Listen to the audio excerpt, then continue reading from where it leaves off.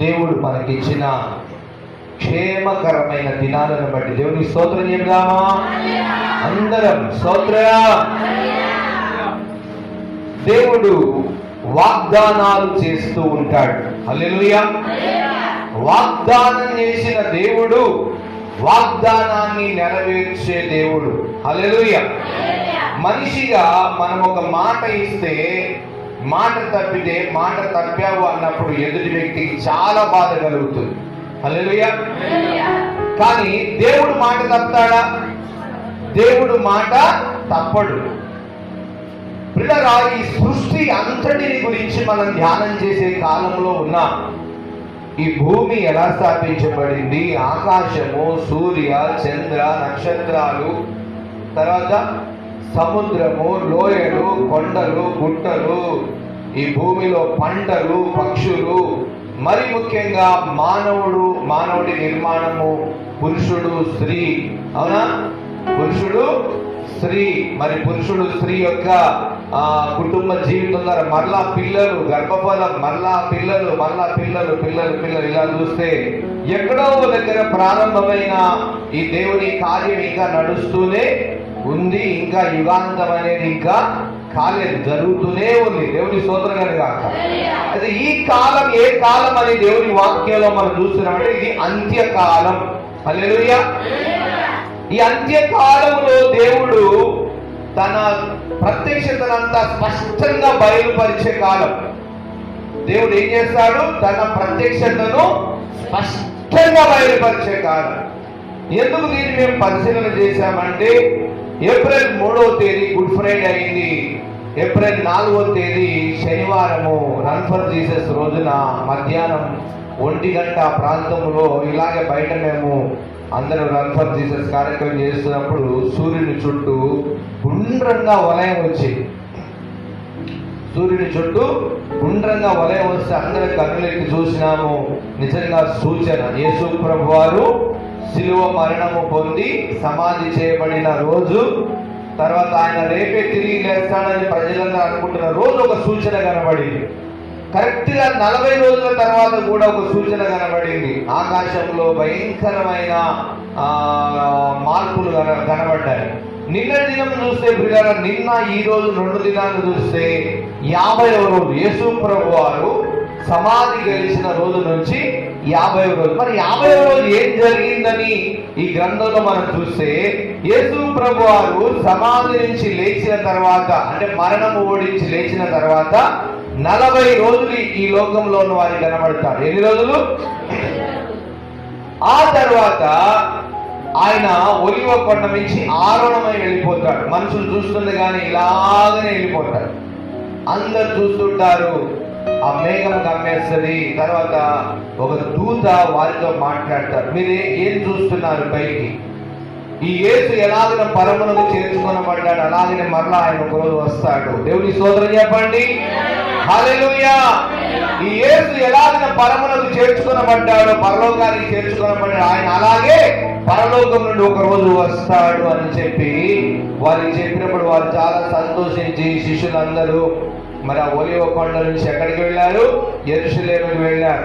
అక్కడ ఒక మేడ గదిలో ప్రార్థన చేసుకుంటూ కనిపెడతా ఉన్నారు. దేని కొరకు కనిపెడుతున్నారు అంటే వాగ్దానం కొరకు కనిపెడుతున్నారు. ఏంటిదని? వాగ్దానం. ఈయన వెళ్ళాడు కదా యేసయ్య, మనందరి మీదకి ఆత్మను కుమ్మరిస్తానన్నాడు కదా, యోవేలు ప్రవక్త ప్రవచనం ఉంది కదా, ఆ ఆత్మ కుమ్మరింపబడాలి అని చెప్పి ఆత్మ కొరకు అందరూ కనిపెట్టుకుంటూ ఉన్నారు. ఆ సమయంలో ప్రియుల 10వ రోజు పెంతెకొస్తు దినము అందరూ దేవుని ఆత్మను పొందుకున్నారు. దేవుని స్తోత్రం చెబుదాం. దేవుని అభిషేకం పొందుకున్నారు. అన్య భాషలు మాట్లాడుతున్నారు. దేవుళ్ళు ఆనందిస్తూ ఉన్నారు. ఎవరు దేవుళ్ళు ఆనందిస్తారంటే దేవుని భయము కలిగి దేవుని కొరకు ఎదురు చూసేవారు దేవుల్లో ఆనందిస్తారు. చాలా మంది ఏదో వచ్చాము, గుంపులో కలిసాము, అందరితో పాటు మేము ఏదో సంతోషిస్తున్నాం అనుకుంటారు. కాదు, వాగ్దానమును పట్టుకుని ఎదురు చూసేవారే ఆ యొక్క ఆత్మలో అభిషేకం పొందుకుంటారు. దేవుని స్తోత్రం కలుగాక. హల్లెలూయా. ఎవరు అభిషేకం పొందుకుంటారు? వాగ్దానములను గ్రహించాలి. పాత నిబంధనలో ఉన్న వాగ్దానములను వినాలి. ఆ వాగ్దానములను నమ్మాలి. వాగ్దానముల ప్రకారం దేవుడు వస్తాడని విశ్వసించిన వారు అభిషేకం పొందుకున్నారు. హల్లెలూయా. ఈ అభిషేకం పొందుకున్న అందరూ ఆశ్చర్యపోతున్నారు. ఏంటి ఈ శక్తి? స్తోత్రం చెప్పండి. ఏంటి ఈ మాటలు? ఏంటి జ్ఞానం? ఏంటి విచిత్రం? వీరందరూ సామాన్య ప్రజలు, ఏదో తెలియలేని ప్రజలు అనుకున్నాం, కానీ ఎంత ఆత్మలో ఆనందిస్తున్నారు, దేవుడితో మాట్లాడుతున్నారని ఆ ప్రజలందరూ జ్ఞానులు చాలా మంది చూసి ఆశ్చర్యపోయినప్పుడు పేతురు లేచి చెప్తున్నాడు. ఇంకా ఏమన్నారు తెలుసా? వీరందరూ ఏదో పొద్దున్నే మందు దాగి అరుస్తా ఉన్నారని ఆ ప్రజలు అన్నప్పుడు పేతురు లేచి చెప్తున్నాడు, వీరు మత్తులు కారు, వీరు మత్తులు కారు. యోవేలు ప్రవక్త ద్వారా ప్రవచనం నెరవేర్చబడింది. అంత్య దినములకు దేవుడు తన ఆత్మను కుమ్మరిస్తానన్నాడు. కానీ ఇదిగో అదే అభిషేకం. చెమలు పడి బ్రహ్మపరిగా ఈ అభిషేకం అందరి మీద విడుదలైంది. ప్రియులారా, దేవుని ఆత్మ మానవుడు పొందుకోవడం అంటే మాటలా? మాటలా? మాటలా? దేవుని ఆత్మ మానవుడు పొందుకోవడం అంటే మాటలా? కాదు. కానీ దేవుడు మానవుడిని పరిశుద్ధపరిచి పవిత్రపరిచి తన ఆత్మను దేవుడు మరలా మానవునికి ఇచ్చి మానవుని ద్వారా దేవుడు తన కార్యములు చేసుకునే కార్యమే పరిశుద్ధాత్ముడి కార్యం. ఒకసారి మనం గమనించుకుంటే, ఒకప్పుడు మన మనసు ఎలా ఉండే తెలుసా? కలవరంతో ఉండే. ఎలా ఉండే తెలుసా? చికాకుతో ఉండే. ఏమి అర్థం కాని లోకంలో ఉండేవారు.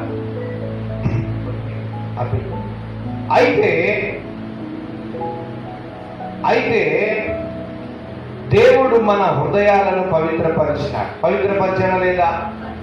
ఎవరు పవిత్రపరిచారు? పరిశుద్ధాత్ముడు పవిత్రపరిచారు. ఎవరు పవిత్రపరిచారు? బాప్తిస్మం తీసుకోగానే పరిశుద్ధాత్మను మనల్ని చేపట్టుకుంటాడు. చప్పలు కూడా ప్రభుత్వపరచండి. బాప్తిస్మం ఆయన నామములు చదివాను ఇప్పుడు దాకా. మన ప్రభు నామమును బట్టి ప్రార్థన చేయవారందరూ ఏమవుతారు? రక్షింపబడతారు. రక్షింపబడతారంటే పరిశుద్ధాత్ముడు ఏం చేస్తాడు? చేయి పట్టుకొని కడుగుతాడు. కుమారుడు కుమార్తె దుమ్ములో వెళ్ళి ఆడుకున్నప్పుడు తల్లి ఏం చేస్తుంది? చేయి పట్టి వాడిని ఇట్లే ఈడ్చుకొని వచ్చి ఏం చేస్తుంది? వాని మీద నీళ్లు పోసి సబ్బు పెట్టి కడిగి శుభ్రం చేసి కొట్టుకుంటూనే తిట్టుకుంటూనే. మన అందులో ప్రేమ కూడా ఉంది. ప్రేమ కూడా ఉంటుందా? ఉండదా?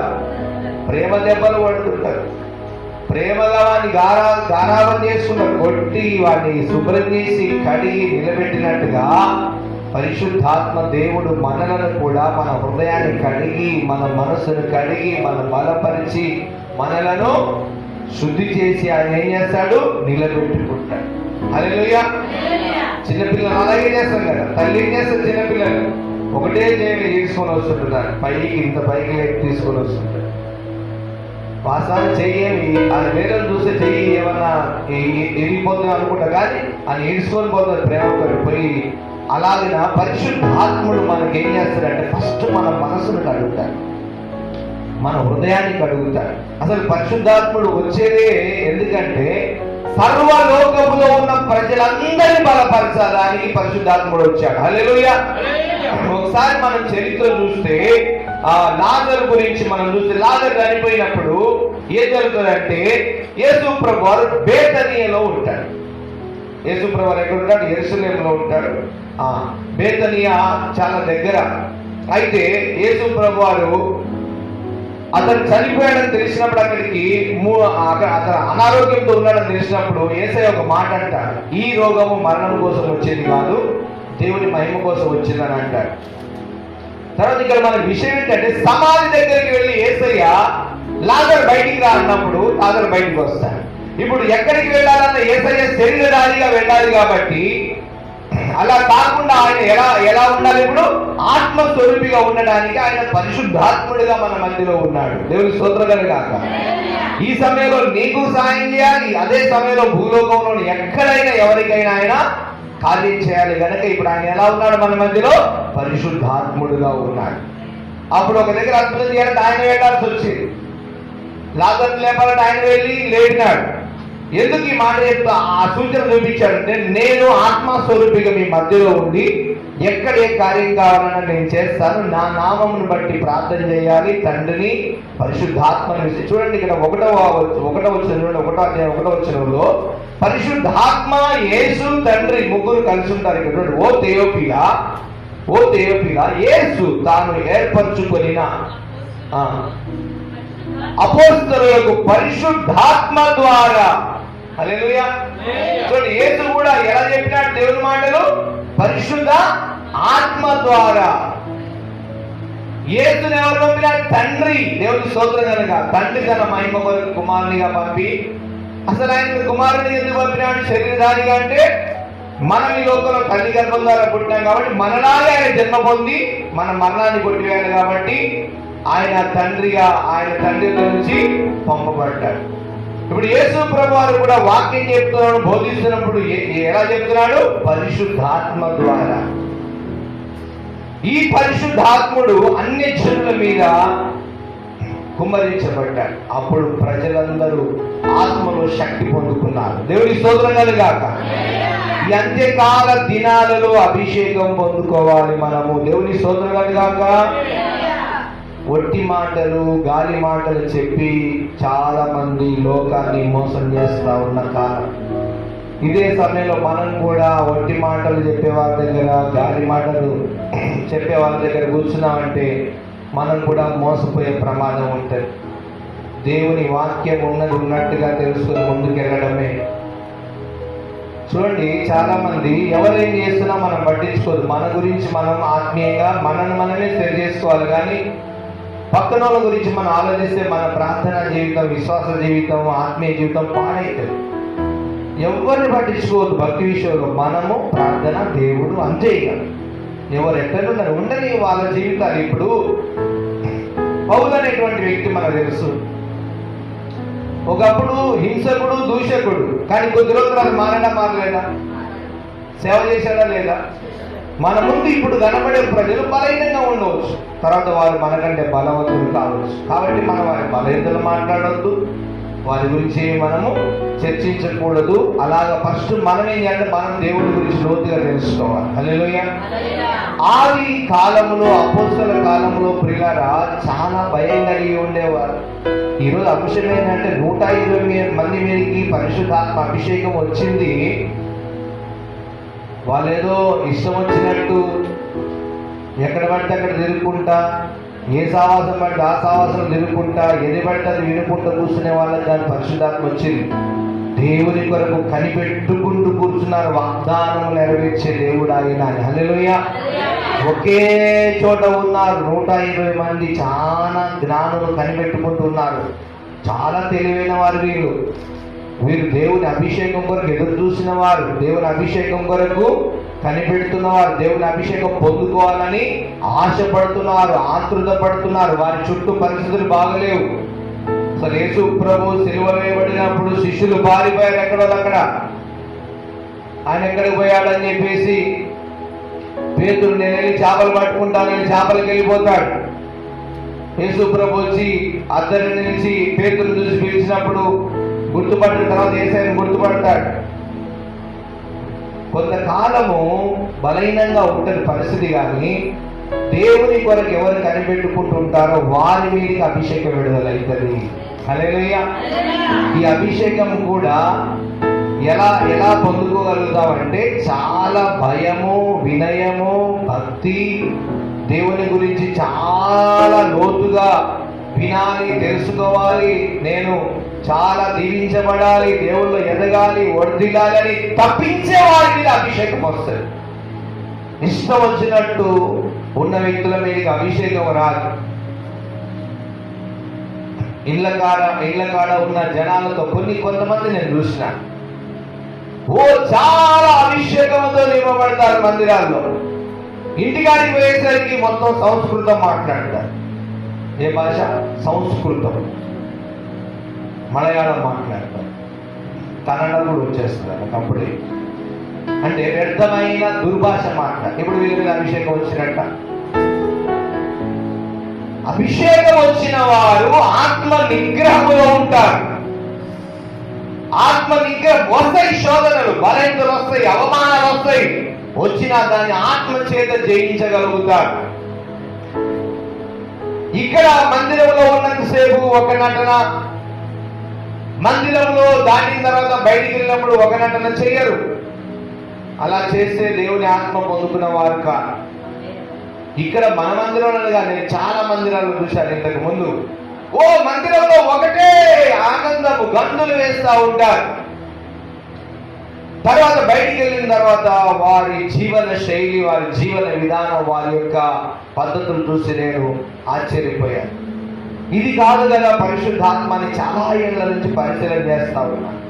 పరిశుద్ధాత్ముడు మన మనసులో నుంచి క్రియ చేస్తాడు. దేవుని స్తోత్రం కలుగాక. మన హృదయంలో నుండి క్రియ చేస్తాడు. మన ఆలోచనలన్నీ పరిశుద్ధపరిచి క్రియ చేస్తాడు. మన తలంపులు మారుతాయి. మన హృదయంలో ఆలోచన మారినప్పుడు మన నోటి మాట మారుతుంది. దేవుని స్తోత్రం కలుగాక. మన నోటి మాట మన మాటలలో పవిత్రత వస్తుంది. ఏమొస్తుంది మన మాటలలో?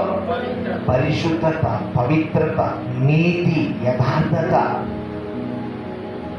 ఇప్పుడు ఇవన్నీ చక్కగా మారినప్పుడు అతను పరిశుద్ధాత్మను పొందుకున్నాడు. దేవుని స్తోత్రం కలుగాక. ఆమె పరిశుద్ధాత్మను పొందుకున్నాడు. ఏదో సమయం వచ్చింది, సందర్భం వచ్చింది, ఇష్టం వచ్చినట్టు మళ్ళీ లోకంలో మాట్లాడితే మనము పరిశుద్ధాత్మను దుఃఖపరిచిన వారం కూడా అయిపోతాం. ఎవరినైనా దుఃఖపరచవచ్చు కానీ పరిశుద్ధాత్మను దుఃఖపరచొద్దు. ఒక సూచన నేను చెప్తాను. పరిస్థితులు కొన్ని తారుమారుగా అయినప్పుడు దేవునికి, బాగా గమనించండి మాట, దేవునికి ఇష్టం లేనిది, దేవునికి నచ్చని మనం చేసే ప్రయత్నం చేస్తున్నప్పుడు మనలో ఉన్న ఆత్మ చాలా బాధపడుతుంది. నిజమా కాదు? అనుభవించారు ఎవరైనా ఎప్పుడైనా? కొన్ని సందర్భాలు రక్త సంబంధాల మధ్యలో, భక్తిహీనుల మధ్యలో, భక్తి లేని ప్రజల మధ్యలో వెళతాం. అక్కడ ఏదో ఒక కార్యం చేయాల్సి ఉంటుంది. తప్పదా ప్రభు అని అనుకుంటున్నా మనసు. ఆ ప్రయత్నం వెళ్ళినప్పుడు, చేసినప్పుడు కూడా కొన్ని నిమిషాలు, కొన్ని గంటలు, ఒక్కొక్కసారి కొన్ని రోజులు నీ హృదయం దుఃఖిస్తుంది. అదే పరిశుద్ధాత్మ నువ్వు దుఃఖపరచడం అని అర్థం. అంటే ఆ పరిశుద్ధాత్మను దుఃఖపరచకుండా చేసుకోవాలంటే కూడా పరిశుద్ధాత్మే సహాయం చేస్తాడు. దేవుని స్తోత్రం కలుగాక. ఇక్కడే చాలా మంది పరిశుద్ధాత్మను ఆహ్వానించకుండా, పరిశుద్ధాత్మను అప్పచెప్పకుండా సమస్య, పరిశుద్ధాత్మ ఈ సమస్యను పరిష్కరించు అని పరిశుద్ధాత్మ దగ్గర ప్రార్థన చేయకుండా ఏం చేస్తారంటే వారి సొంత ప్రయత్నాల ద్వారా చేసి చాలా బాధ అనుభవిస్తూ ఉంటారు.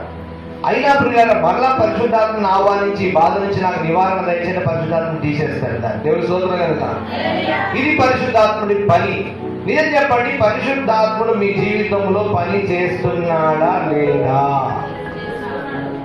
చేశాడా లేదా? చేశాడా? ఆయా సమయాలలో కార్యాలు చూసినప్పుడు మనకు కనబడుతుందా లేదా? మనుషులు చేశారా, పరిశుద్ధాత్ముడు చేశాడా? ఆయన సెట్ చేస్తాడు అంతా. ఆయన పనియే ప్రతి పరిస్థితిని చక్కపరచడం, దేవుని బిడ్డల పక్షముగా మరి ముఖ్యంగా. హల్లెలూయా. ఈ పరిశుద్ధాత్ముడు ఈ 50వ రోజు వారి మీద కుమ్మరించబడ్డాడు. నేను ఈ విషయాలన్నీ చెప్పకుండా ఇప్పుడు మీరు గంతులేయండి, అల్లరి చేయండి అని అంటే మళ్ళీ నేను దేవుని లెక్క చెప్పాను, వివరించి చెప్పాలి.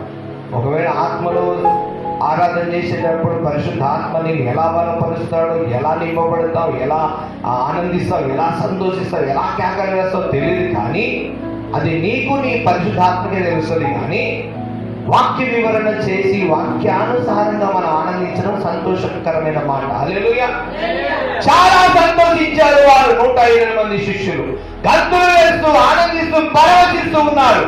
వారు దేవుని వాగ్దాన ప్రకారము కనిపెట్టుకొని దేవుని ఆత్మను పొందుకొనిన వారు. దేవుని స్తోత్రం కలుగాక. ఒకరోజు ఒక సహోదరి, మేము ఈ రూమ్ లో ఉన్నప్పుడు ఒక చెల్లి ఆ ప్రాంతంలో కాగితాలు వేరుకుంటూ ఉన్నది. ఆమె అంటది, అన్నా దేవుడు మమ్మల్ని చాలా నింపుతున్నాడు, చాలా చాలా అంటారు.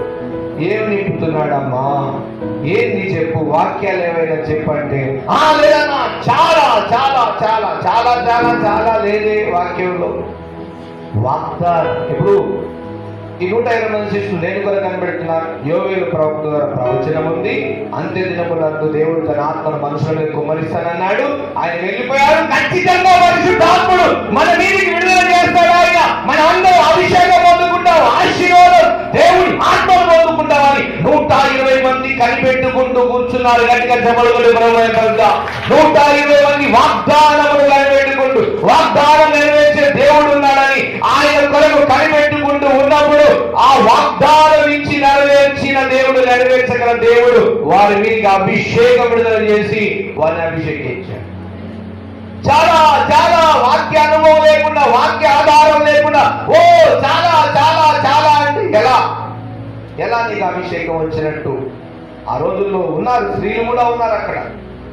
యేసయ్య కన్నా మరియ కూడా ఉంది. మరియమ్మ తల్లి కూడా అభిషేకం కొరకు వచ్చి కూర్చుంది. దేవుని స్తోత్రం చెప్పండి, గట్టిగా చప్పటి కొట్టి దేవుని స్తోత్రం చెప్పండి. యేసయ్య కన్నా మరియమ్మ కూడా అభిషేకం కావాల్సి వచ్చింది. ఎందుకంటే యేసయ్య గురించి ఆమె అంటది, నా ఆత్మ నా రక్షకుడైన దేవుని యందు ఆనందించుచున్నది అంటారు. తెలుసా మాట? లూకాసు సువార్త 1వ అధ్యాయం చూడండి ఒకసారి. మరి ఏమంటుంది? నా రక్షకుడు ఆయన, రక్షకుడు నా ఆత్మ కూడా ఆయన ద్వారా రక్షింపబడుతుంది, ఆయన ద్వారానే నేను పరిశుద్ధాత్మను పొందుకుంటానని చెప్తా ఉంది మరియ. 1వ అధ్యాయం లూకాసు సువార్త 46, 47 చూడండి ఒకసారి. చదవండి త్వరగా, సమయం లేదు. అప్పుడు మరియ ఇంట్లో నా ప్రాణము ప్రభువును ఘనపరచుచున్నది. చూడండి, గర్భంలో ఉన్నది యేసయ్య. ఆయన గర్భంలో ఉన్నది ఎవరు? ఆమె గర్భంలో ఉన్నది ఎవరు? యేసయ్య గర్భంలో ఉన్నాడు. ఆమె అంటుంది, నా ప్రాణము ప్రభువును సర్వలోకములో దేవుడు పంపిన ఆ ప్రభువు యందు నా ప్రాణము ప్రభువునందు ప్రభువును ఘనపరచుచున్నది. నేను ఆయన దాసురాలని అంటుంది. వాస్తవానికి ఎవరామె? తల్లి అనుకున్నారు. అందరు ఏమనుకున్నారు? యేసయ్యకి తన ఆత్మ ద్వారా గర్భం దాల్చింది. కానీ ఆమె ఏమంటుంది? నేను ఆయన దాసురాలని. ఆయన తన దాసురాలి దీనస్థితిని కటాక్షించెను. నా ఆత్మ నా రక్షకుడైన దేవుని యందు ఆనందించెను. నా ఆత్మ నా రక్షకుడైన దేవుని యందు. గర్భములో ఉన్న శిశువుల గురించి ఎంత గ్రహిస్తుంది తెలుసామే? చెప్పండి, ఎంత కొంచెమైన అతిశయం ఉందా ఆమెకి? ఈ రోజుల్లో మనకి కొంచెం డబ్బు వస్తే గర్వమే గర్వం, పెద్ద ఇల్లు ఏమైనా కట్టుకుంటే గర్వం, గ్రామాల్లో ఏదైనా పదవి దొరికితే గర్వం. ఆమె రక్షకుడిని జన్మనిస్తున్నప్పుడు ఆమెలో కొంచెం కూడా గర్వము లేదు. ఏమంటుంది? నా ప్రాణము ప్రభువును ఘనపరుచుచున్నది, ఆయన తన దాసురాలి దీనస్థితిని కటాక్షించెను. తర్వాత నా ఆత్మ నా రక్షకుడైన దేవుని యందు ఆనందించుచున్నది. చూడండి, ప్రాణం, ఆత్మ, శరీరం అంతా నేను దేవుని దాసురాలని చెప్తున్నాను. దేవుని స్తోత్రం గాక. ప్రియులారా, ఈరోజు ఎవరన్నాడు? ఆయన దాసురాల మీద తన ఆత్మను కుమ్మరిస్తానంటున్నాడు. నీవు దేవునికి దాసురమైతే ఆయన ఆత్మని మీరికి అభిషేకము కుమ్మరింపబడుతుంది. దేవుని స్తోత్రం గాక. ఆయన అభిషేకంతో నింపబడి లోకంలో బ్రతుకుతాం. ప్రతి సంవత్సరం ఆయన ప్రజలను అభిషేకిస్తూనే ఉన్నాడు. ఆ కేవలం ఆ ఒక్క రోజు కాదు, ఆ పెంతెకోస్తు దినము రోజు, ఆ 50వ రోజు కాదు. ప్రతి స్థలములో ప్రార్థన చేస్తున్న వారిని, ఆయన వాగ్దానం కొరకు కనిపెట్టుకుంటున్న వారిని, ఆయన కొరకు ఎదురు చూస్తున్న వారిని, ఆయన ఆనందించాలని తప్పిస్తున్న వారిని ఆయన అభిషేకిస్తున్నాడు ఉన్నాడు. పరిశుద్ధాత్మ చేత అభిషేకం వారికి విడుదల అవుతా ఉంది. దేవుని స్తోత్రం కలుగాక. హల్లెలూయా. కొరింథీ 2వ కొరింథీ పత్రిక 7వ అధ్యాయం 1వ వచనం. ఎందుకు ఈ పరిశుద్ధాత్మ నీ మీదికి రావాలి? ఎందుకు నువ్వు పరిశుద్ధాత్మను పొందుకొని అభిషేకంతో నింపబడాలంటే నీ యొక్క జీవితంలో ఒక మార్పు జరగాలి. ఆ కార్యం కొరకే నేను పరిశుద్ధాత్మను పొందుకొని ఆనందించమని చెప్తా ఉన్నాను. 7వ అధ్యాయం 1వ వచనం. ప్రియులారా, మనకు ఈ వాగ్దానములు ఉన్నవి కనుక దేవుని భయముతో పరిశుద్ధతను సంపూర్తి చేసుకొనుచు శరీరమునకు ఆత్మకు కలిగిన సమస్త కల్మషము నుండి మనలను పవిత్రులుగా చేసుకొందుము. హల్లెలూయా. పవిత్రులుగా చేయవలెను లేదు, నిన్ను నువ్వు పవిత్రంగా కాపాడుకోవాలి. చూడండి సార్, మరొకసారి 7వ అధ్యాయం 1వ వచనం. ప్రియులారా, ప్రియులారా, మనకు ఈ వాగ్దానములు ఉన్నవి కనుక మనకు వాగ్దానాలు ఉన్నాయంట. దేవునికి స్తోత్రం చెప్పండి. మాట, దేవుడిచ్చిన మాటలు ఉన్నాయి మనకి. దేవుడిచ్చిన వాగ్దానాలు నమ్మండి. మాటలు నిజంగా వాగ్దానములలో కొన్ని నెరవేర్చబడ్డాయి. పిల్లరా, మనము దేవుని ప్రజలుగా కావడము దేవుడు వాగ్దానమును నెరవేర్చి ఉన్నాడు. స్తోత్రం చెబుదామా? ఆ దినములలో అన్ని జనులందరూ రక్షింపబడుతున్న మాట మన పక్షాన నెరవేర్చబడిందా లేదా? నెరవేర్చబడిందా?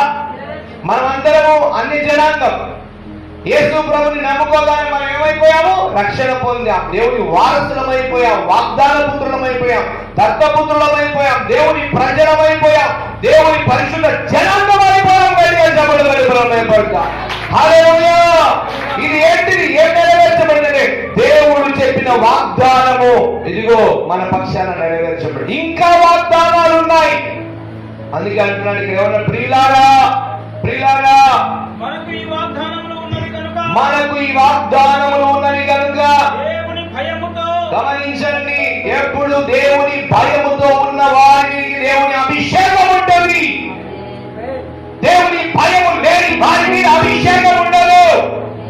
ఆ దేవుని భయముతో కూడిన పరిశుద్ధతను సంపూర్తి చేసుకొనుచు, దేవుని భయముతో పరిశుద్ధతను సంపూర్తి చేసుకొనుచు, శరీరమునకును ఆత్మకును కలిగిన సమస్త కల్మషము నుండి మనలను పవిత్రులుగా చేసుకొందము. దేనికి కల్మషం ఉంటుందంట చెప్పాలి? శరీరమునకు కల్మషం, ఆత్మకు కల్మషం. ఈ రెండింటి నుంచి మనలను మనం ఏం చేసుకోవాలంట? పవిత్రం చేసుకోవాలా. ఈ పని నీకే అప్పగించాడు. నువ్వు అనుకుంటా అంత ఏసై చేస్తాడని. అది కాదు, నువ్వు కూడా చేయాలి. నీ మాట తీరు సరిగ్గా మాట్లాడాలి, నేర్చుకోవాలి. పరిశుద్ధంగా మాట్లాడాలి. అపహాస్యపు మాటలు మాట్లాడకూడదు. అందరి చేష్టలు చేయకూడదు. అనవసరమైనటువంటి వాదనలో మనం తలదూర్చకూడదు. ఎక్కడ కూడా సాతానుకి మనము తావివ్వకుండా కాపాడుకునే బాధ్యత నీదాదే ఉందా? చెప్పాలి, నీదాదే ఉందా? నీదే. చాలా జాగ్రత్తలు కలిగి ఉండాలి. అందుకే ఏమన్నా దేవుని భయముతో, ఎలా ఉన్నారు? దేవుని భయముతో పరిశుద్ధతను సంపూర్తి చేయాలి. చెప్పండి, ఇప్పుడు ఎవరు చేసుకోవాలి ఈ పని? దేవుని భయం, పరిశుద్ధత, పరిశుద్ధతలో సంపూర్ణత. కొన్ని చిరాకులు వస్తాయి. మనకే ఒక 0.1% కూడా మనకి శ్రమలు. శిష్యులకు వెలుపల పోరాటము, శరీరంలో బాధలు, కష్టాలు. స్వార్థకి వెళ్ళేవారు చాలా బాధలతో వాళ్ళు. కానీ వారంతా దేని ద్వారా జయించారు? ఇదంతా పరిశుద్ధాత్మ ద్వారా. వారు పరిశుద్ధతను కాపాడుకొని సంపూర్తి చేసి ముందుకు వెళ్ళినట్టుగా మనం చూస్తున్నాం. దేవుని భయముతో పరిశుద్ధతను సంపూర్తి చేసుకోవచ్చు. శరీరమునకును ఆత్మకును కలిగిన సమస్త కల్మషము నుండి మనలను పవిత్రులుగా చేసుకుందాము. ఏం చేసుకోవాలంటే ఇప్పుడు మన శరీరాన్ని పవిత్రంగా కాపాడుకోవాలా? ఆత్మను. ఈ శరీరానికి ఆత్మకి ఏముంటుందంట? కల్మషం. కల్మషం ఏముంటది? కల్మషం. బట్టలు మార్చిపోతే 2 సార్లు సర్పు పెడతాం, 2 సార్లు సర్పు పెట్టుకుంటాం. గిన్నె బాగా మసి పెడితే 2-3 సార్లుగా సర్పు పెట్టి కడుగుతాం. మన హృదయాన్ని కడుక్కోవాలి. స్తోత్రం కలగాలి. మన ఆత్మను పరిశుద్ధంగా కాపాడుకోవాలి. ఈ పని దేవుడు నీకే ఇచ్చాడు. ఇది కూడా ఎలా చేసుకోగలుగుతాడు? ఇదిగో పెంతెకోస్తు దినమున వారి మీదికి అభిషేకం వచ్చిన పరిశుద్ధాత్మ ద్వారానే వారు ఆత్మను శరీరాన్ని పరిశుద్ధపరుచుకున్నారు. పరిశుద్ధాత్మ లేకుండా నువ్వేం చేయలేవు. అంటే ప్రతిసారి ఎవరిని నువ్వు ఎక్కువగా ఇన్వైట్ చేయాలి, ఎవరిని నువ్వు ఆహ్వానిస్తూ ఉండాలి. ఎప్పుడు ప్రతి పరిస్థితుల్లో పరిశుద్ధాత్మను ఆహ్వానిస్తూ ఉండాలి. హల్లెలూయా. పరిశుద్ధాత్ముడా, నాకు బలహీన ఆలోచనలు వస్తున్నాయి, అయినా సరిచేయి ప్రభువా అని పరిశుద్ధాత్మను అడిగినప్పుడు పరిశుద్ధాత్ముడు ఆ బలహీన ఆలోచనలు, బలహీన తలంపులు తీసేసి పరిశుద్ధ తలంపులు ఇస్తాడు. చెప్పడం ప్రారంభంగా హల్లెలూయా. అయ్యా, నా శరీరము బలహీనమైన వ్యర్థమైన కోరికలు కోరుకుంటుంది నాయన అని ఆ పరిశుద్ధాత్మను, తండ్రి నాకు సాయం చేయి పరిశుద్ధాత్మ అన్నప్పుడు నీ శరీరంలో ఉన్న ప్రతి బలహీన కోరికలను ఆలోచన పక్కకు తీసి పరిశుద్ధాత్మని పరిశుద్ధమైన ఆలోచన ఇస్తాడు, కోరికలు ఇస్తాడు. దేవుని సోదరులుగా ఈ శరీరాన్ని, ఆత్మను ఎవరికి అప్పగించాలి ఎక్కువంటే పరిశుద్ధాత్మకు మనం దాసులమైపోవాలి. ఇలాంటి చక్కని వివరణ కలిగిన మాటలు చెప్పకుండా ఒకటే అల్లరి, ఒకటే కలవరం, ఒకటే పండుగలు, ఒకటే మీటింగ్లు, ఒకటే అల్లర్లు, ఒకటే అర్థం పర్థం లేకుండా చేస్తా ఉన్నారు చాలా చోట్ల. దేవుడి మహాకృప ఆయన వాక్య ఆధారాలతో మనకు చక్కగా వివరించుకుంటున్నాడు. హల్లెలూయా. మొన్నటి దినం నేను ఆలోచన చేస్తా ఉన్నాను, ప్రభువా ఇదే మందిరంలో 2009 సంవత్సరం నుంచి నన్ను సేవకుడిగా పిలిచిన ఆ రోజు నుంచి ఈ రోజు వరకు ఎన్నో విషయాలు చెప్పించావు కదా, ఏవైనా ప్రయోజనం ఉందా ప్రజలలో అని ఒకసారి గమనించితే మరి ఈసారి అంటే వచ్చేవారు, ఈ రోజు గారు వచ్చేవారి నుంచి మీరు ఎలా బలపడ్డారు, ఏం బలపడ్డారు అనేది వాక్య ఆధారం ద్వారా ఖచ్చితంగా 10 నిమిషాల సాక్ష్యం ఉంటుంది. హల్లెలూయా. ఎలా బలపడ్డారు చెప్పుకోవాలి, ఎలా స్థిరపడ్డారు చెప్పుకోవాలి, ఏ వాక్యం మనల్ని పరిశుద్ధాత్మలో ఏ వాక్యం ద్వారా బలపరిచాడు, ఏ పరిస్థితి గుండా నేను వెళుతున్నప్పుడు అక్కడ వచ్చి పరిశుద్ధాత్ముడు నేను ఎలా ఆదరించాడో చెప్పాలి. ఆయన పేరు ఆదరణకర్త. హల్లెలూయా. ఇప్పుడు ఆ పాట పాడుతున్నప్పుడు చాలా సంతోషం, ఆ పాట తగ్గట్టుగానే అసలు ఈ పరిశుద్ధాత్ముడు ఎవరు? ఆదరణకర్త. దిక్కులేని వారికి, బలహీనులకి, పాపులకు, నువ్వు ఏ పరిస్థితిలో ఉండు, నువ్వు తొలిసారిగా అయిపోయింది నా పని అనుకుంటా, అప్పుడే వస్తాడు పరిశుద్ధాత్ముడి దగ్గరికి. స్తోత్రం చెప్పండి. నీ ప్రతి పరిస్థితి నుంచి ఆయన నేను ఏం చేస్తాడు? కాపాడుతాడు. హల్లెలూయా. ఏం చేస్తాడు? ఆయన కాపాడుతాడు, జాలి పడతాడు. యెహోవా యందు భయభక్తులు గలవారు ఆయన ఏం చేస్తాడంట? జాలి పడే దేవుడు. 139వ కీర్తన ఒక వచనం చూసుకుంటాం. 139వ కీర్తన ఆయన మన మీద ఏం చేస్తాడంట? 13వ వచనం అనుకుంటా, 13వ ఆయన మన మీద జాలి పడతాడంట, దయ చూపుతాడంట. ఆయన ఎందు మనము భయం కలిగి ఉంటే చాలు, ఆయన మన మీద ఏం చేస్తాడు సార్? జాలి పడతాడు. అందుకే సేవకుడు జాలి గల దైవమా అని పాట రాసిన 139వ కీర్తనలో 13వ వచనం అనుకుంటా సార్, 12, 13. యెహోవా యందు భయభక్తులు గలవారు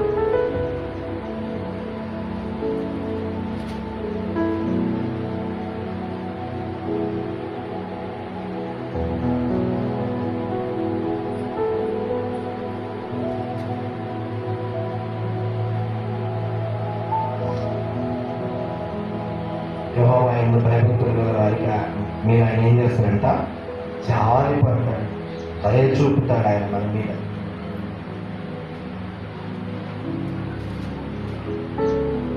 సరే, మన తలంపులన్నీ ఆయన ఏం చేస్తాడంట? చూస్తూనే ఉంటాడంట.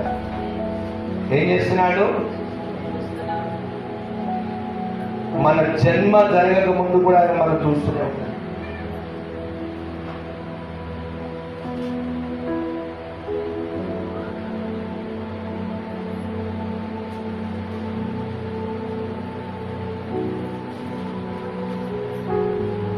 జాలి గల దేవుడై ఉన్నాడు, ఆయన కనికరం గల దేవుడై ఉన్నాడు.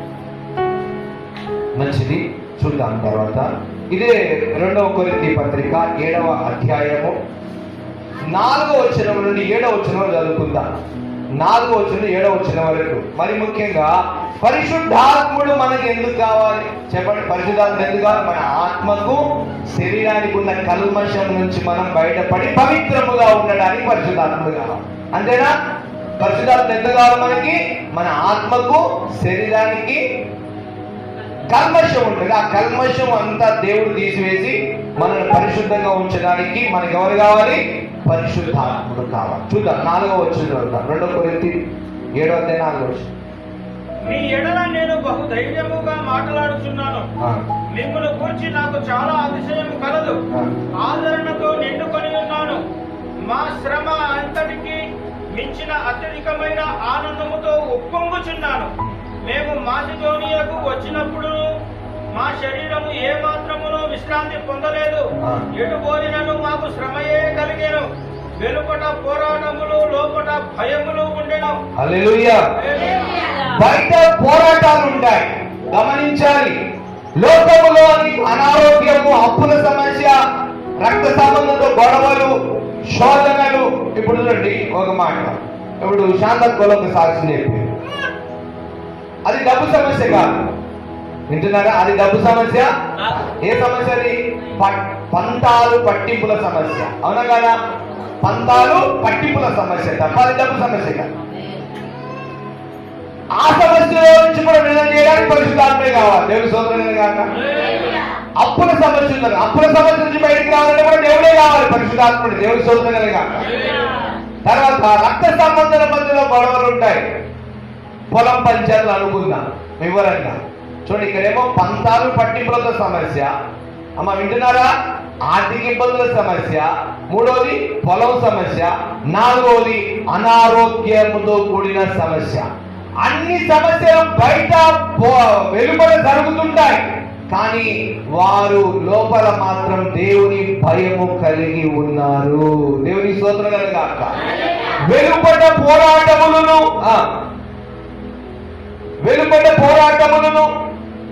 భయములను ఉండెను. వెలుపట పోరాటములను, లోపల భయములను. వెలుపట పోరాటములను, భయములు ఉండే అనేసరికి లోపల లేదా?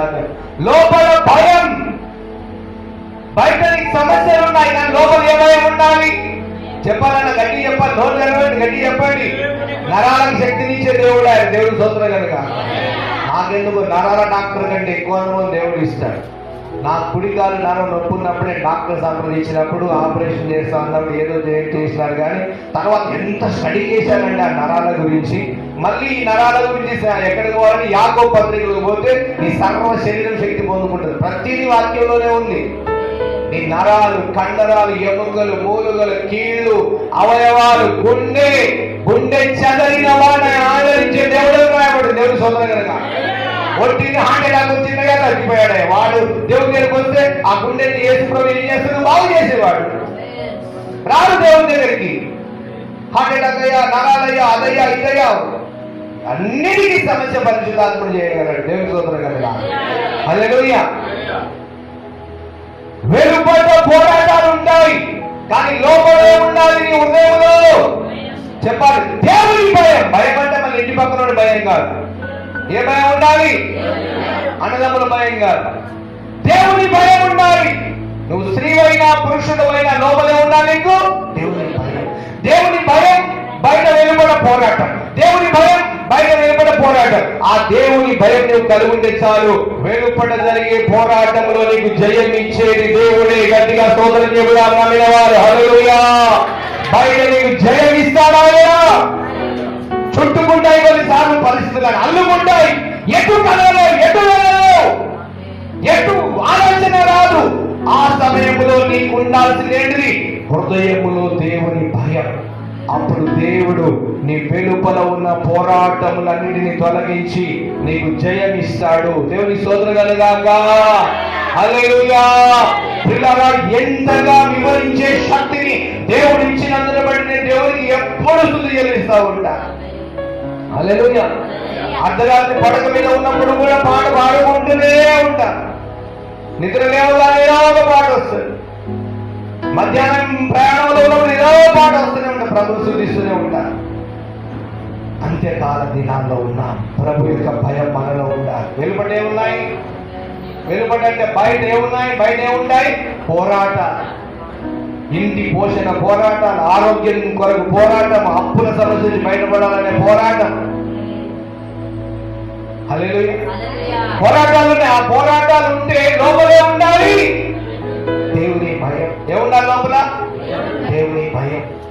దేవుని భయం లోపల ఉంటే ఆ పోరాటాలన్నింటి నుంచి దేవుడు ఏం చేస్తాడు? ఆ పోరాటాలన్నింటిలో నీకు తప్పించి దేవుడు ఏం చేస్తాడు? జయం ఇస్తాడు ఆయన. దేవుని స్తోత్రం కలుగాక. చదువుదాం 6వ వచనం 7వ వచనం. అయినను దీనులను ఆదరించు దేవుడు. గట్టిగా దేవుడు హల్లెలూయా! రాసి పెట్టుకోండి, దీనులను ఆదరించు దేవుడు. నువ్వు దీన స్థితిలో ఉంటే ఆయన వస్తాడు నేను ఆదరించడా. చెప్పడం కూడా ప్రాబ్లం పడతా. పరిశుద్ధాత్ముడు ఏం చేస్తాడు? వచ్చి నేను లే అంటాడంతే. స్తోత్రంగా గాక.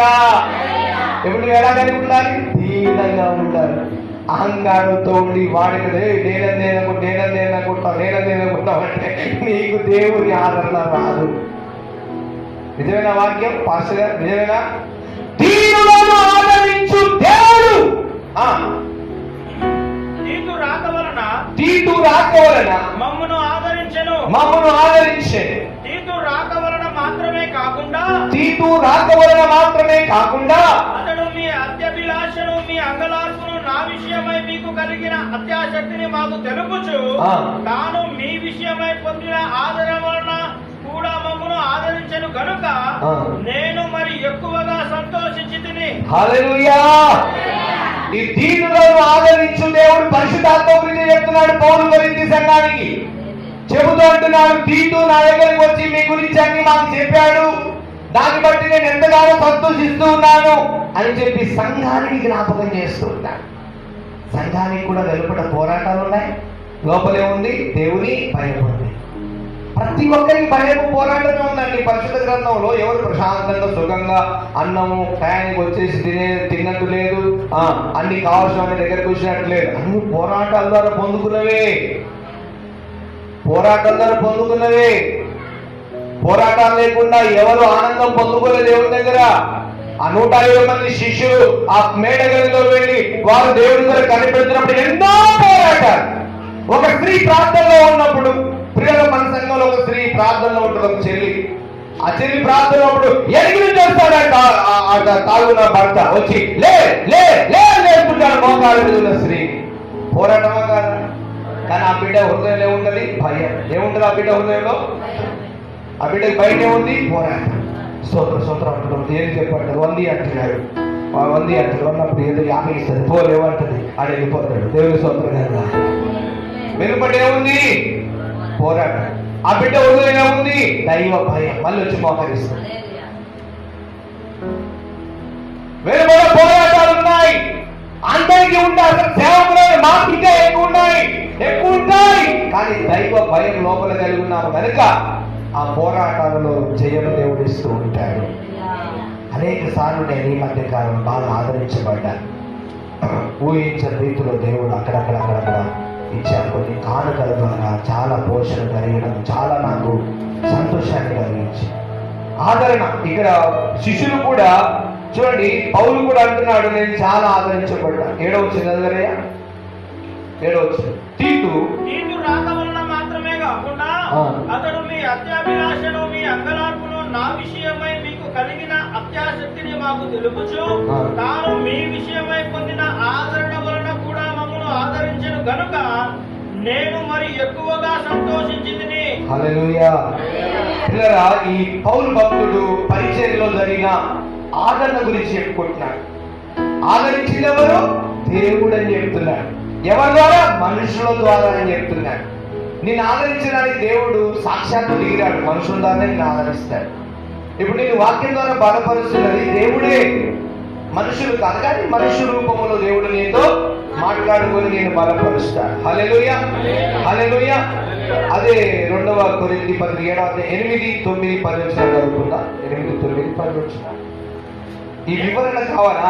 నేను వ్రాసిన పత్రిక వలన మిమ్మల్ని దుఃఖ పెట్టినందున విచారపడను. నాకు విచారము కలిగినను ఆ పత్రిక మిమ్మల్ని స్వల్ప కాలము మట్టుకే దుఃఖ పెట్టినని తెలుసుకొని ఉన్నాను. మీరు దుఃఖపడితిరని సంతోషించడం లేదు గాని మీరు దుఃఖపడి మారు మనసు పొందితిరని ఇప్పుడు సంతోషించుచున్నాను. హల్లెలూయా! ఒక మాట మనిషిని అన్నప్పుడు అతను అప్పుడు దుఃఖపడవచ్చు, ఏం ఇలా అన్నాడు అని అనుకోవచ్చు. కానీ ఆ మాట ద్వారా అతనికి ప్రయోజనం ఉంటదా? కొన్నిసార్లు తల్లి తిట్టొచ్చు, తండ్రి తిట్టొచ్చు, అన్న తిట్టొచ్చు, తమ్ముడు తిట్టొచ్చు, సేవకుడు తిట్టొచ్చు. కొద్దిసేపు బాధ అనిపిస్తుంది కానీ అది నీ మంచి కొరకే. పౌలు అంటున్నాడు మీరు దుఃఖపడ్డా కానీ మారు మనసు పొంది ప్రభు దగ్గర మీ ఆత్మ శరీరం నిష్కలంకంగా ఉంచుకోవడానికి ఆ మాట మీకు పనికొచ్చిందని నేను సంతోషిస్తున్నాను అంటున్నాడు. మీరు ఏలైనగా ఆ. ఏ విషయములోనైనా మా వలన మీరు నష్టము పొందకుండుటకై దైవ చిత్తానుసారముగా దుఃఖపడితిరి. ఎలా అంటే దుఃఖపడింది కూడా ఇప్పుడు స్టార్ట్ అవుతుంది. రేపు ఆదివారం నుంచి కాదు, రేపటి నుంచి మన సంఘంలో కన్నీటి ప్రార్థనలు ప్రారంభమవుతున్నాయి. చెప్పలు పట్టండి. అందరి సమస్యలు పరిష్కారం కాబోతున్నాయి. ఈరోజు పరిశుద్ధాత్ముడు మనందరి మీదకి తన ఆత్మాభిషేకం, ఏ సమస్య అయినా అది క్షణాల్లో కార్యం జరిగే గొప్ప ప్రార్థన శక్తిని మనకి ఇవ్వబోతున్నాడు. ప్రభు చెప్పినాడు, ఇదంతా వివరించి చెబితేనే ఆ ప్రార్థన శక్తి కలిగింది ఉంటది, ప్రభు కార్యం చేస్తాడు. హల్లెలూయా. తర్వాత చూద్దాం. దైవ చిత్తానుసారమైన దుఃఖము రక్షణార్థమైన మారు మనసును కలుగజేయును. చూడండి, దైవ చిత్తానుసారమైన దుఃఖం. అందరండి, దైవ చిత్తానుసారమైన దుఃఖం. ఒక సమస్య వస్తుంది, నువ్వు ఏడుస్తావు, కానీ దాంతో ఏమైందంట, మా రక్షణార్థమైన మారు మనసు కలుగుతుంది. చూడండి, ఇప్పుడు రక్షింపబడడానికి కలిగిన మారు మనసు మనకు వస్తుంది అంటే ఈ దుఃఖము మనం ఎక్కడ తీసుకెళ్తుంది? దేవుని దగ్గర సంతోషం పొందడానికి తీసుకెళ్తుంది తప్ప దేవుని దగ్గర ఇబ్బంది పడడానికి తీసుకెళ్ళడం లేదు. దేవుని స్తోత్రం కలుగాక. ఎంతమంది నమ్ముతున్నారు? నిజమా కాదా? దైవ చిత్తానుసారమైన దుఃఖము మనం ఎక్కడ తీసుకెళ్తుంది? రక్షణార్థమైన మారు మనసు. అంటే దేవుడికి దగ్గరగా వెళ్ళి సంతోషించడానికి మనకి దుఃఖం మనం ఏం చేస్తుందంటే దేవుని దగ్గరికి దొబ్బుతుందని అర్థం, తీసుకెళ్తుందని అర్థం. దేవుని స్తోత్రం కనుక ఈ దుఃఖం లేకపోతే దేవుని దగ్గరికి వెళ్దాం మనం. గమనించండి వాక్యాలు. పరిశుద్ధాత్మ చేతను నింపబడాలంటే నీ పరిస్థితులని తారుమారుగా ఉన్నప్పుడు పరిశుద్ధాత్మ మీద ఆధారపడతావు. స్తోత్రం హల్లెలూయా. అనేక సార్లు నేను బలహీనమై సమస్యలో ఉన్నప్పుడు ఏం చేయాలో ప్రార్థన చేయాలో అప్పుడు అంటాడు, నువ్వు నా ఇక్కడికి వచ్చి మొరపెట్టడానికే కదా నేను నీకు ఈ సమస్యలు పెట్టించాలంటాడు దేవుడు. హల్లెలూయా. చదువు. ఈ మారు మనసు దుఃఖమును పుట్టించదు, అయితే లోక సంబంధమైన దుఃఖము మరణమును కలుగజేయును. లోకంలో ఉన్న ఏడుపు వాక్య అనుభవం లేదు, వాక్య అర్థం లేదు, ఏడుపులు మరణాన్ని తీసుకెళ్తాయి. వాక్యానుసారమైన దుఃఖకరమైన ప్రార్థన నీకు రక్షణార్థమైన మారు మనసు రేపటి నుంచి కాదు, ఈ రాత్రి నుంచి, ఈ సమయం నుంచి దేవుడు మనందరి హృదయాలని కన్నీటితో నింపునుగాక. ఆమేన్. హల్లెలూయా. వాక్యం అర్థమయ్యేటట్టు కృపని ప్రభు వారిని వేడవాలి. ఉత్తరం వచ్చి కూర్చొని ఏదో అక్కడ కూర్చొని తినుకుంటూ కూర్చుంటారా? పరిశుద్ధాత్మరాడు కదా, అయ్యా వాక్యం గ్రహించే కృపని నాయన, అయ్యా ప్రార్థనే అయ్యా, అయ్యా నీ పరిశుద్ధతని అయ్యా, నా శరీరానికి అయా ఉన్న పరిధులని కర్మశాంత తొలగిపోయి అయా అయా కృపని నాయనా, నా ఆత్మకు కలిగి నా కల్మశాన్ని తొలగించుకునే కృపని నాయనా అని నువ్వు ఏడుస్తా ఉంటే రక్షణార్థమైన మారు మనసు నీకు అనుగ్రహించబడుతుంది. ఇక నువ్వు నిత్య సంతోషంలోనికి వెళ్ళిపోతావు. ఈ దుఃఖం ఎక్కడ తీసుకెళ్తుంది? సంతోషంలోకి తీసుకెళ్తుంది. ఎంతమంది అనుకుంటున్నారు? స్తోత్రం చెప్పండి. నీకు వచ్చిన దుఃఖం ఎక్కడ తీసుకెళ్తుంది? దేవుడు ఎక్కడ తీసుకెళ్తున్నాడు? రక్షణార్థమైన మారు మనసు, నిత్య సంతోషాన్ని దేవుడు తీసుకెళ్తాడు. తెస్సలోనికీ పత్రిక 2వ అధ్యాయం 1వ వచనం చదువుకొని ప్రార్థన చేసుకుందాం. తెస్సలోనికీ పత్రిక 2వ అధ్యాయం చివరి ప్రార్థన ఉంటుంది, ఏముండదు. మనం తర్వాత నిలబడి కానుకల సమయంలో ప్రేయర్ చేస్తాం. ప్రభు ఈ రోజు నుంచి మేము అభిషేకిస్తాడు. ఇక ఈరోజు ఈ వాక్యం విన్నాం కదా, వాక్యానుసారంగా వాక్యాధారాలతో ఆయన అభిషేకం ఇస్తాడు. తెస్సలోనికీ పత్రిక 2వ అధ్యాయం మొదటి తెస్సలోనికీ 2వ అధ్యాయం 1 నుంచి చదువుతాం. సహోదరులారా, మీ యొక్క మా ప్రవేశము వ్యర్థము కాలేదు గాని మీరు ఎరిగినట్టే మేము ఫిలిప్పీలో ముందు శ్రమపడి అవమానము పొంది ఎంతో పోరాటముతో దేవుని సువార్తను మీకు బోధించుటకై మన దేవుని యందు ధైర్యము తెచ్చుకొంటిమని మీకు తెలియను. గమనించండి ప్రియులారా, సువార్త ప్రకటించేవారు నిలబడున్నారంటే వారికి కూడా పోరాటాలు ఉంటాయి. వినాలన్నగారు వాక్యం చెప్పేవి ఏదో లేచి న్యూస్ పేపర్ చదివి చెప్తే వాక్యం అర్థం కాదు, వాక్యం చెప్పలేడు. ఓ సాక్ష్యం చెప్పమంటేనే మీరు గడగడగడ ఊరుతా ఉంటారు. మరి సాక్షాత్తు దేవుని యొక్క వాక్యాన్ని ధ్యానించాలి, కూర్చుని మీకు వివరించాలంటే ఆ కాలంలో పౌలు కూడా ఏమున్నాయంట? పోరాటం. ఏముందంట పౌలుకి? ఒట్టిని చెప్తున్నాడు. వంశన్నా మేము కూడా చెప్పేస్తాం నై పట్టుకొని అంటే చెప్పొచ్చు. దేవుడు శక్తిని ఇచ్చినప్పుడు ఒక శక్తి, ఒక కాలం, ఒక సమయం, ఒక దేవుని ఆత్మ బలపరిచి చెప్పన్నప్పుడు చెప్పేయచ్చు. బాగా అభిమానులు ఎక్కువైపోతారు. సినిమా హీరో ఒక సినిమా అభిమాని సినిమా హీరో సినిమా చూసి వాడు బయటకు వచ్చేటప్పుడు సేమ్ ఆ హీరో ఎక్కడ నడుస్తున్నాడు వీడు అదే నడుచుకుంటూ బయటకు వస్తాడు. ఎవరు వస్తుంటారు కదా. ఇంకా అమ్మాయిలు అయితే ఆ హీరోయిన్ ఎట్లుంటుందో ఆమె అభిమాన హీరోయిన్ ఆమెలాగానే మురిసిపోతుంది. ఈమె మొహం ఒక తిరుగుతుంది, ఆమె మొహం ఒక తిరుగుతుంది, కానీ ఆమె మొహం ఈమెకున్నట్టు ఫీల్ అవుతుంది. దీని ఏమంటారు? అభిమాన పిచ్చి అని. ప్రభు మీద ఉండాలి మన అభిమానం. దేవుని స్తోత్రం. ప్రభు మనస్సు, ప్రభు తత్వం, ప్రభు గుణగణాలు మనం తీసుకోవాలి. ఏ మనుషుల గుణగణాలు మనం తీసుకోవాలి. దేవుని స్తోత్రం కదా. ఈ అంత్యకాలంలో చాలా భయంకరం. పాస్టర్లు ఎత్తుకుంటున్నారు. యూట్యూబ్లలో మీరు చూసినా, ఈ వంశాన్ని చూస్తలే అన్ని చూస్తున్నామమ్మా. ఈ మధ్యన మా మధ్యలో పాస్టర్ గారి గ్రంథాలు ఆ యూట్యూబ్ చూడకపోతేనే మంచిది అనుకుంటున్నాం. అంత తిట్టుకుంటారు ఒకరినొకరు. మనం ఎవరు చూడాలి? ప్రభు గుణగణాలు. ఏ ప్రసంగికుడి ఎక్కువ మాట ఇది. మీరు కూడా వాక్యాన్ని ధ్యానించండి. నేను నా గురించి ఎప్పుడు చెప్తాను. దేవుని స్తోత్రం కనుక చూద్దాం. రెండో వచ్చు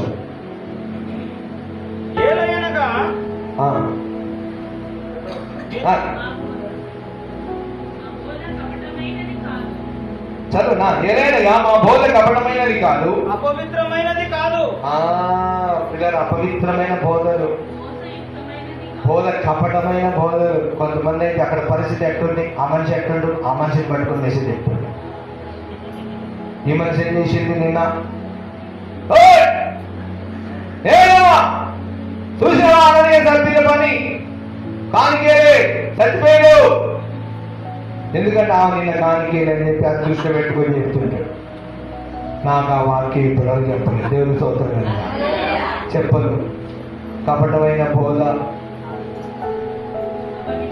అపవిత్రమైనవి చెప్పకూడదు. మోసయుక్తమైన అంటే నువ్వు తీసుకురా దీవించబడతావు అని వాళ్ళ దగ్గర ఉన్నవన్నీ వాళ్ళ మహిళా సంఘం పైసలు వచ్చినప్పుడు ఆ నీళ్ళ మీద పడతారు పాస్టర్లు పడుతున్నారు. సిస్టర్ దేవుడు ప్రార్థన చేసుకుంటుంటే చూయించుడు వచ్చేసిన మీ మీదనే చూయించాడు. కూర్చో పాస్టర్. అదే అమ్మా, చర్చిలో చాలా కార్యక్రమాలు ఉన్నాయి, మీరు సహకరిస్తున్నట్టు కూడా చూపించినాడు. అవునా పాస్టర్ గారు? ఆ ఉన్న సగం పైసలు ఈయన చేతిలో పెట్టేస్తారు. ఈయన తీసుకుపోతే ఆయన ఏదో సొమ్ము చేసుకుంటారు. పరిచయ కొరకు వాడాలి. మన సిద్ధాంతం నేను అంత గ్రూపుగా ఉండి పరిచయకు వాడాలని అంటున్నావు. దేవుని స్తోత్రం కనుక ఈ సోదరి కార్యక్రమాలు లేని మిగిలిన ఒక కమిటీగా చేద్దాం, ఒక గ్రూప్గా. ఇది మనందరి బాధ్యత, మనందరి పని. పొలానికి డబ్బులు వచ్చినాయి, రైట్, తెల్లారే పాస్టర్ మాట్లాడే అంటారు. పాస్టర్ వచ్చినాయా? రాత్రి ప్రార్థన చేసుకుంటున్నామా, దేవుని ఆత్మ ఎందుకు మీకు వచ్చి ప్రార్థన చేయమని చెప్పినాడు. ప్రార్థన చేసి ఉన్న కాడికి అక్కడ ఉన్న దశంభాగం సరిపోదమ్మా, పని చాలా ఉంది. దశంభాగం తీసేస్తారు, అది తీస్తారు. దశంభాగం తీయకూడదు. నేను దేవుని చిత్తములో హృదయపూర్వకంగా తీయడం ఆశీర్వాదం, కానీ నేను వచ్చి బలంతం చేసి తీయడం మంచిది కాదు. ఇప్పుడు నేను ఎవరిని అట్లా చేయలేదు. దేవుని స్తోత్రం కనుక ఎవరు అట్లా చేయలేదు. మీకు లక్షల చేతికి వచ్చినాయి. దేవుని స్తోత్రం కనుక లక్షలు వచ్చినాయి మీ చేతికి. ఎప్పుడు వచ్చినా అదే, రాకపోయినా అదే. ఆ కానీ ఏదో ప్రార్థన పూర్వకంగా ఇచ్చిందే కానీ గుంజుకొని తీసుకొచ్చింది ఏ రోజు కూడా నాకు అలవాట్లేదు. పౌలు అంటున్నాడు, ఏమంటాడు చూద్దాం. దేవుని యొక్క వాక్యం చూద్దాం. మరొకసారి చూద్దాం. ఏదైనా మా బోధ కపటమైనది కాదు, అపవిత్రమైనది కాదు, మోసయుక్తమైనది కాదు, కానీ సువార్తను మాకు అప్పగించుటకు యోగ్యులమని దేవుని వలన ఎంచబడిన వారమై మనుషులను సంతోషపెట్టు వారము కాక మన హృదయములను పరీక్షించు దేవునినే సంతోషపెట్టు వారమై బోధించుచున్నాము. హల్లెలూయా. ఎవరిని సంతోషపెట్టాలి? సేవకులుగా మేము చెప్తుంటే, మేము మీకు వాక్యాలు చెప్తుంటే ఎవరు సంతోషించాలి? దేవుడు సంతోషించాలి, మీరు సంతోషించాలి. అబ్బా, నా బిడ్డలకి ఎంత మంచిగా అర్థమయ్యేటట్టు చెప్తున్నాడని దేవుడు సంతోషించాడు. అలా చేశాడు పౌలు భక్తుడు. ఈ రోజుల్లో కానుకలు తీసేసుకొని మనకు ఎక్కడెక్కడ సమయం లేదు, కానీ కానుకలు తీసేసుకోవడం, సేవకులు ఆస్తులు చేసుకోవడం, ఇలాంటివి చాలా పెద్ద ప్రగాఢాలు జరుగుతూ ఉన్నాయి దేశం మీద. దయచేసి అలాంటిది మన మందిరంలో ఉండదు. ఏదున్నా మందిర పని కొరకు, మందిర అభివృద్ధి కొరకు. ఎందుకంటే మన వెనుక పిల్లలు ఉన్నారా?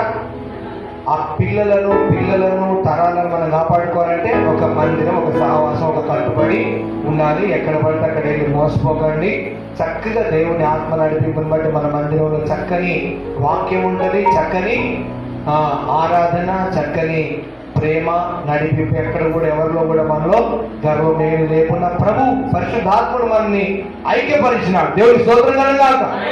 దేవుడు ఈ కొద్ది మాటలు దీవించును గాక. దేవుని స్తోత్రం కలుగాక. అంత్యకాల అభిషేకం అనే పాట పాడుతుండగా లేచి నిలబడి మరి సేవకు కానుకలు సమర్పించుకోండి. అంత్యకాల అభిషేకం.